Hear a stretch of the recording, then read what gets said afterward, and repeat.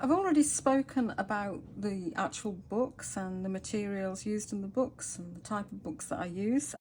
So I thought it would be appropriate to talk about the art supplies really and equipment. So some of the sketching I do outdoors, some of the sketching I do indoors. So I try and get a sort of balance of what's best suited for both. So I'm going to start with just the pencils first, so I use a few different pencils, wooden pencils.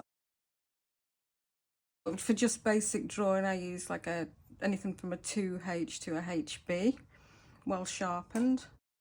I use a knife usually, but there's this really good German pencil sharpener that does like long leads as well, so I use that if I'm going out, because a knife's not always convenient or appropriate if you're traveling. I also use Faber-Castell mechanical pencil. This is a 0.35, so you put the leads in those. And I've got this cute little Koh-i-Noor pencil as well with leads that you replace in, which can be sharpened to quite a long point, although it's not at the moment.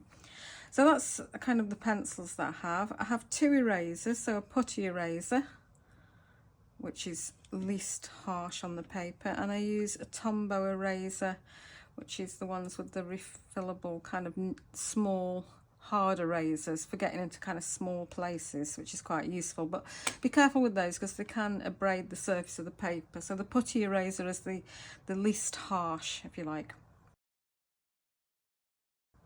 So moving on to brushes, I use a few different brushes, mostly a size 2 and a size 4 Winsor & Newton Series 7 brush. I also use a Rosemary Co Eradicator and a 2-0 Raphael brush as well. That's an 8404 brush, which has got a nice longer point. So the miniatures, the Series 7 miniatures, are shorter hair. They're sort of fatter bodied, shorter hair, so they hold more paint in the belly, and they're great for dry brush work. If I want fine line work, I use the Raphael if I've got fine lining to do. So that's the brushes. If I was painting something larger, I might use larger than a size 4, but for most of the things I do, they're fairly small, so size 4. Paint box, I did treat myself to this paint box a couple of years ago, which is the Fraser Price palette, it's a great size for using in the studio and taking it out. So it's got these little water pots. It's also got a water bottle. It's not in there at the moment because I've put some paints in there. So I've got a primary palette, as you can see. You don't need as many as this. I've got a few extras in here and some of them I don't use much. So I've got 4 yellows. I've got quite a lot of reds in there, but some of them are doubles. I've got 5 blues in there. And again, you can see some of them I don't use that much. So there's Winsor Lemon, Winsor Yellow, New Gamboge Transparent Yellow. That's my yellows. I've got quinacridine red there, which I've added to it.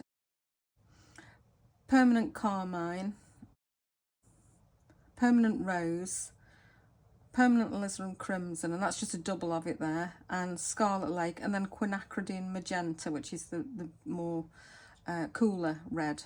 So quite a few reds there. And the blues, I've got Manganese Blue, which I made up from pigment that I bought from Cornelison's. I've got Winsor Blue Green shade. I don't use it very often because it's pretty bold, but it is a good one sometimes. Cobalt Blue, French Ultramarine, and Endanthrine Blue. And that's it really. I don't really use anything else other than that. I have got other paints, but I don't use them much. But occasionally I'll dip into them rather than waste them. Now what I've also got, I paint on coloured paper sometimes.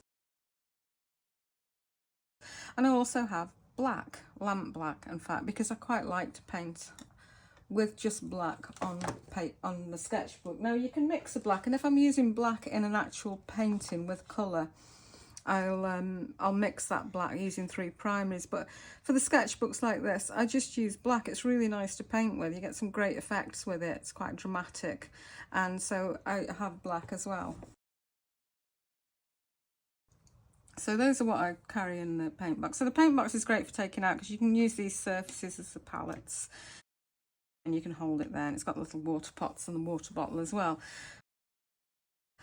Measuring, to measure things I use a pair of dividers. These are the longer dividers, which are the nautical ones really, and again I bought them second hand off eBay. And a ruler for measuring, so this is just for measuring the parts. For observing parts of plants, I've got a little hand lens. This is one that you hold up to your eye and use. A triplet 15 times lens, which is great for looking at fine details in the middle of plants where you want to see what's going on.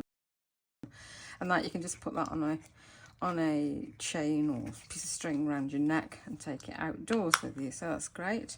In the studio I use a handheld magnifier, and I've got, again, it's another one that I bought as a sort of antique one. It wasn't expensive, but I really like it. But any handheld glass magnifier, and I generally go with something under or about ×2 because they're too strong otherwise for me. But you need to think about your eyesight, and what you need is a dirty looking other cheap magnifier, but it's glass, so it's okay.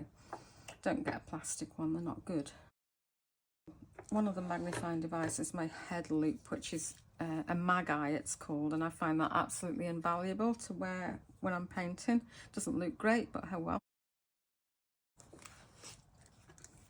And you'll note that in my sketchbooks I write the text these days with ink. I used to do them with pencil, and some of these are still in pencil. That one's ink, that one's ink, most of them are ink actually. Let's have a look. There you go, there's one that's pencil. I haven't done it in ink for some reason. Probably because I was away and didn't have the ink with me. So I've done them in pencil. That one's pencil too. I could go over them with ink, but I've just left them. The problem with the pencil is, unless you spray it with fixative, it can smudge. So I found the ink is clearer to read and doesn't smudge so much, so I can go back and actually read it. So for that I use walnut ink, walnut drawing ink, and these dip pens. This one's for writing, and the nib on that's the one that I use mostly. It's a Hunt 512 nib. What else? Just some clips. So one of the things that can be annoying with sketchbooks is the pages don't stay down, so I use these easel clips just to hold them into place there. But there's also these like IKEA clips that are quite good as well, and it just holds your paper down, makes it a little bit easier. One other item is a stone for burnishing. So if by chance you get water or paint in an area that you don't want it and you have to remove it with an eradicator, which you can do, it leaves a rough surface, and you can rub it down with this burnishing palm stone, it's called. Also, when you've painted on certain papers, if you were to close your eyes and rub your finger across it, you'll feel that the surface is raised slightly, and you can just burnish that surface down slightly and it'll be smooth again, and that makes it easier to add fine detail on top of what you've just been working on, because it can feel quite fuzzy sometimes on certain papers, and that just takes it down to you don't have to press it hard, just gently, and that gives you a smooth surface. So that's about everything, and that's it really. That's everything that I use in my kit for painting, whether I'm indoors or outdoors. You can get kind of brushes that are the ones for using outdoors, you know, they fold up. I've got some of those, but I just generally use the brushes that I prefer to use normally and just wrap them up well in a brush roll to take outdoors with me. And that's everything that I have in my kit that I use on a regular basis.